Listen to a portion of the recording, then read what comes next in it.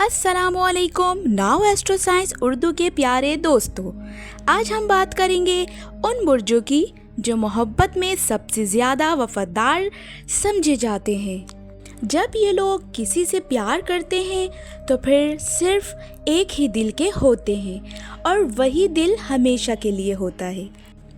बुर्ज सरतान यानी कैंसर, ये लोग दिल के बहुत नर्म और जज्बाती होते हैं।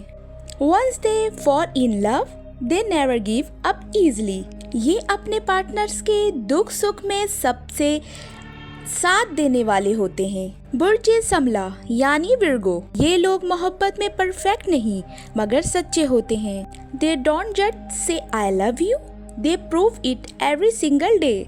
ये हर छोटी बात याद रखते हैं और अपने महबूब के लिए दुनिया से लड़ जाते हैं। बुर्ज अक्रिब यानी स्कॉर्पियो, स्कॉर्पियो इंटेंसिटी के लिए मशहूर हैं। इनकी मोहब्बत गहरी, जनूबी और मुकम्मल होती है। Once they trust someone, they are loyal till the end.